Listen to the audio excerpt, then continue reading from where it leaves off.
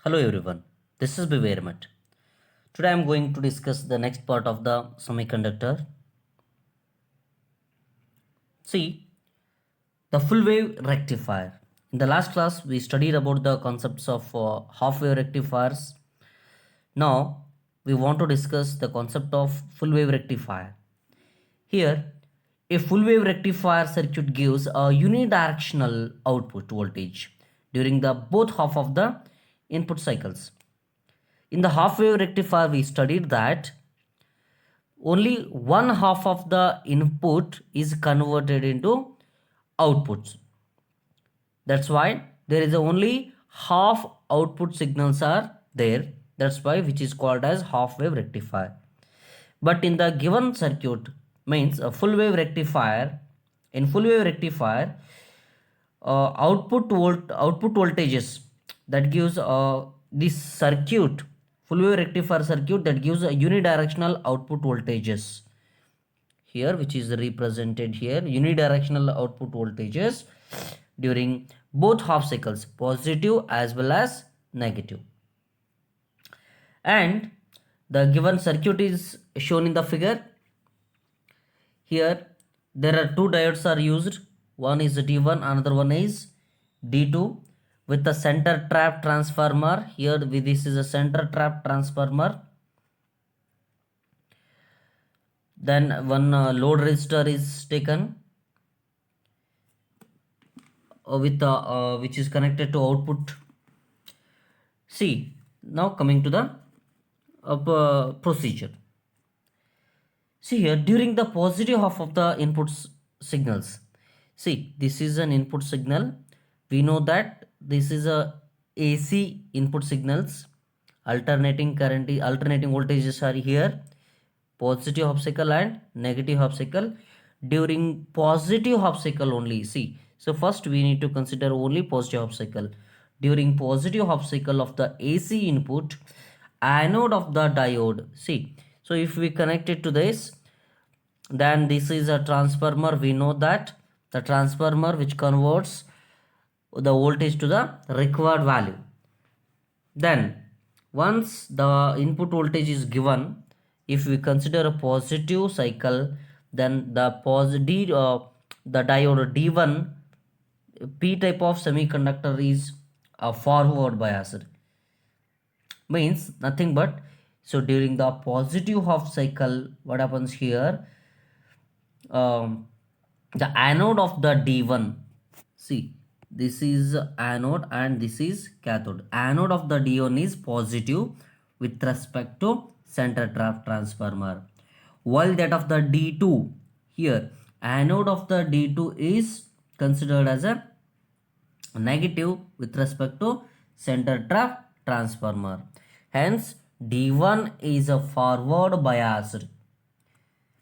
The forward bias means which conducts, but D2 is acts like a reverse bias. That's why which does not conducts. So because of the conduction process, what happens here? The current flow through this towards the load resistor, and here this is I into R. We can call it as a voltage. Then output voltage is obtained across the load resistor. That is output like this. 1. Then during the negative half cycle of the AC, see, during the negative half cycle of the AC, the anode of the D1 is which is actually like a negative with respect to center trap transformer. Then the while D2, if we consider D2, the anode of the D2 is positive now with respect to center trap transformer. As a result, D2 is a forward biased and it conducts, while D1 is reverse biased which does not conducts.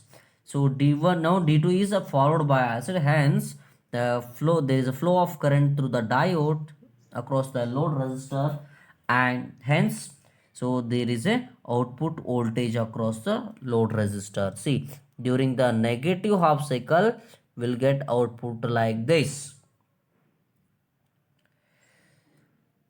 Hence the output voltage appears across RL in the same direction as before. Thus, during see, so in the first D1 is when the D1 conducts, the current flows in this direction.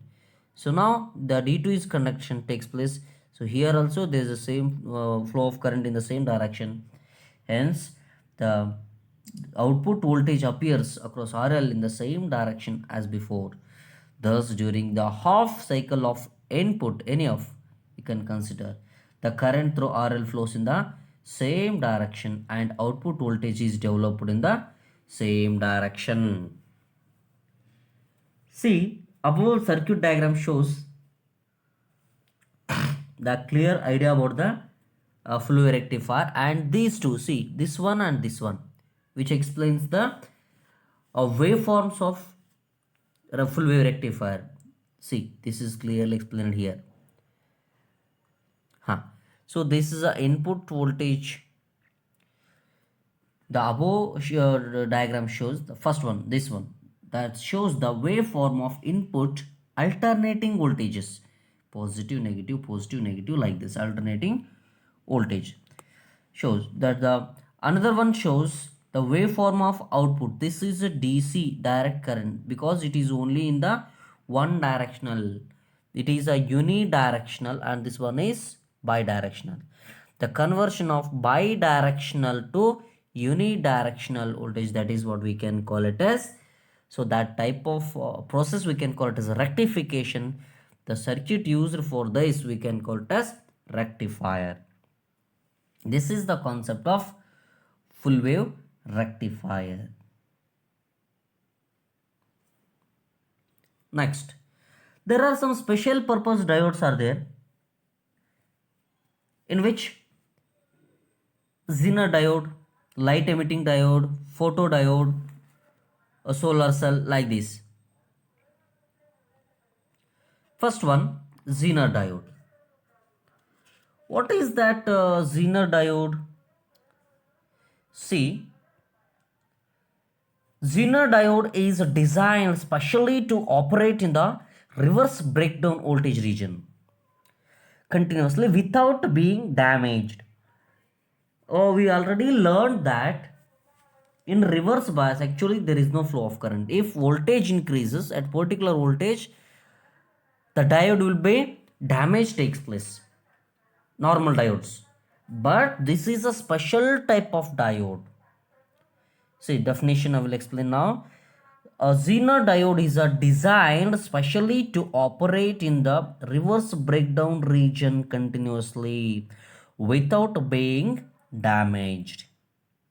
So this is made like that should operate in the reverse breakdown region, and it was invented by C. Zener. The scientist name C. Zener. And this diode is used as a voltage regulator which can controls the voltage. See, the Zener diode is fabricated by, so how it made? It's fabrication. Now I'm explaining its fabrication. The Zener diode is fabricated by heavily doping both the P and N sides of the junction. So this is P type and this is N type. So both sides the heavily doping takes place. Pentavalent impurities to this side and trivalent impurities to this side. So heavily doping takes place. Due to this heavy doping, what happens here? The depletion region formed is very thin, which is less than 10 to the power minus 6 meter. The depletion region is very, very thin. Then the electric field of the junction is very much high. Because of heavy doping, the electric field of the junction is very much high because both sides there are heavy doping takes place. Due to heavy doping, there are heavy impurities are there. Then that's why what happens here, the electric field between these two, that is we can call it as at the junction, the electric field is maximum, that is very high. approximately it is 5 into 10 to the power 6 volt per meter. Even for a small reverse bias voltage of about 5 volt. Next, this is the symbolic representation of Zener diode, and this is a fabricated Zener diode. Actually, Zener diode available like this, but its symbolical representation is this. Next one, IV characteristics of Zener diode, which is shown here in the given diagram. It's in that when the applied reverse bias voltage reaches the breakdown voltage, see, as the voltage increases, which is represented right now, we want to study about the Zener diode. So this is the concept of Zener diode. So this is the forward biased, so we don't want now right now, because the Zener diode working in the reverse breakdown region, reverse, so that is means third quadrant. See, when the applied reverse bias voltage increases, so that is goes on increases means once that reaches the breakdown voltage, as it is increases here, this is a breakdown region. As it reaches the breakdown voltage, we can call it as a VZ or like that, breakdown region, a large change in the current. See, along the x-axis there is a voltage and along y-axis current. Once it reaches the breakdown region, there is a large change in the current. See, the current is very small value till voltage reaches to this breakdown region. Once that reaches the breakdown region, there is a large change in the current. See, that is Imax like this, can produced by a very small change in the reverse bias voltage. See, if the reverse bias voltage is very here to here, there is a due to very small change in the voltage that leads to change the large current. So after the breakdown voltage, a large change in the current can produce by the very small change in the reverse bias voltage. In other words, the Zener voltage remains constant. See here, the voltage remains constant, does not change, that does not increase. That will be constant for this particular region. Even though a current through the Zener diode varies over a large range. See, the current changes maximum, but the breakdown voltage or a Zener voltage remains as it is. That is a constant. And this property used for like regulating the voltage, or which controls the voltage supply for the some devices, which is that nothing but Zener diode used as a voltage regulator. See, the reverse current suddenly increases here at the breakdown voltage region. That is because a electric field at the junction is very high enough to pull the valence electrons from the host atoms on the p sides. Here we know the basic some like that.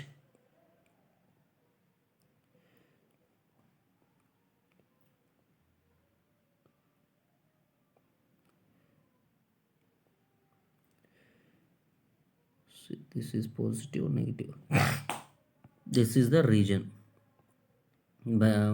This one is p, sorry, n type, p type, and this is the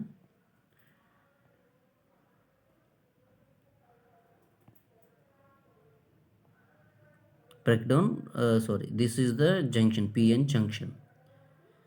See what happens here, in the reverse breakdown region, when the reverse current suddenly increases. See, once the reverse current suddenly increases, what happens here, the breakdown voltage in the breakdown, because of the this is because of the electric field at the junction. So because that is because of the electric field at the junction is high enough to pull valence electrons from the host atom on the p sides. So here in the p sides there are host atoms are there. From that atom, electrons are pulled out towards this p side, and these electrons are accelerated to n side. These electrons are accelerated to n side. Then the emission of electron from host atom on the p sides, that is due to high electric field. This is known as internal emission, or we can call it as a field emission or internal field emission. Then this electric field is required for this of the order, that is 10 to the power 6 volt per meter. So this is the reason why the current is increases sharply at the breakdown region.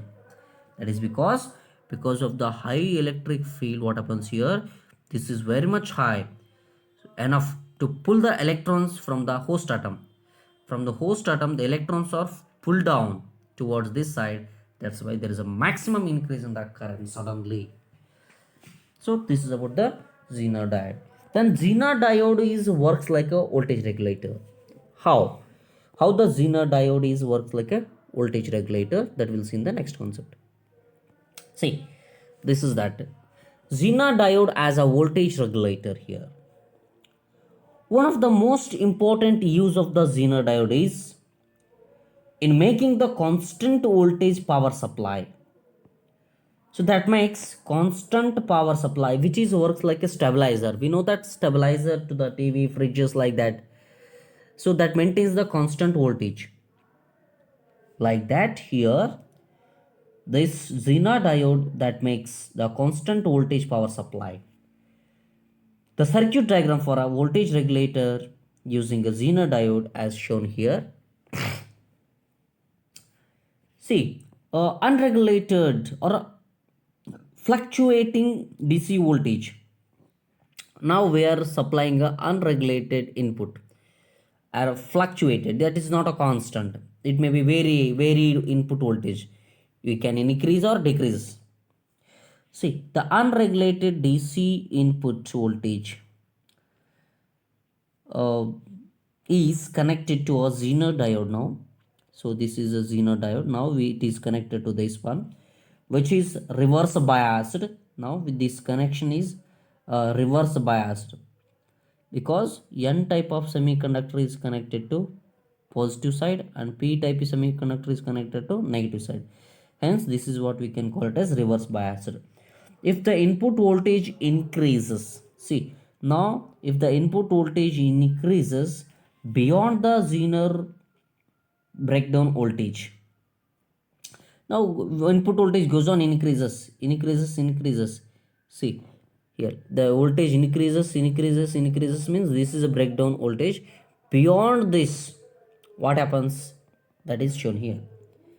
See, now I'm again explaining. If the input voltage increases, goes slowly, then the beyond the Zener breakdown voltage, the current through the RS and also Zener diode, the current through RS and Zener diode increases sharply. Nothing but as voltage increases, the current through this RS and Zener diode both are increases sharply. This increase in the voltage drop across R, without any change in the voltage remains nothing but without change in the voltage across the Zener diode. See, as input voltage increases, the voltage across R also increases. So here voltage across Zener diode also increases till that reaches the breakdown region. Once that reaches the breakdown region, then there is an increase in the voltage across the resistor, but there is no increase in the voltage across the Zener diode. See here, like this. So beyond this, there is no increase in the voltage, that will be constant, like that. See, the current through RS and the Zener diode increases sharply due to increase in the input voltage. This increase voltage drop across RS, that increases voltage drop across RS without any change in the voltage across Zener diode. Here the voltage across the, this is because In the breakdown region, the Zener diode remains constant. In the breakdown region, Zener diode remains constant even though current through the Zener diode changes. Similarly, if the input voltage decreases, if input voltage decreases, because unregulated voltage it is, if it is decreases, the current through RS and Zener diode both are decreases. Current across the resistor and the Zener diode both decreases. Thus, in increase or decrease in the input voltage results in the increase or decrease in the voltage drop across resistance. If voltage increases, the current across the resistor and voltage across the resistor increases. If the input voltage decrease, then current and voltage across RS also decrease. But the voltage beyond the breakdown region does not increase across the Zener diode, even though increase in the current. So this is the concept of Zener diode. Therefore, the constant input voltage acts across the load resistance. Let Vi be the unregulated input voltage. If we imagine Vi be the unregulated input voltage, VO be the regulated output voltage, VZ be the VZ be the Zener diode voltage, or you can call it as a breakdown voltage. Then you will get output like this. That is, if input voltage is Vi, if input voltage is less than Zener voltage, then output voltage is equal to input voltage. If input voltage is greater than Zener diode, output voltage is equal to Zener voltage. That will be breakdown voltage. Because see, if input voltage is less than Zener voltage, that is breakdown voltage, then output voltage will equal to input voltage. How much we supply, that will come here. But if input voltage is more than breakdown voltage, then so that does not, voltage does not increase, because it is acts like a regulator, it is acts like a stabilizer which does not further increases. Hence output voltage is also equal to breakdown voltage.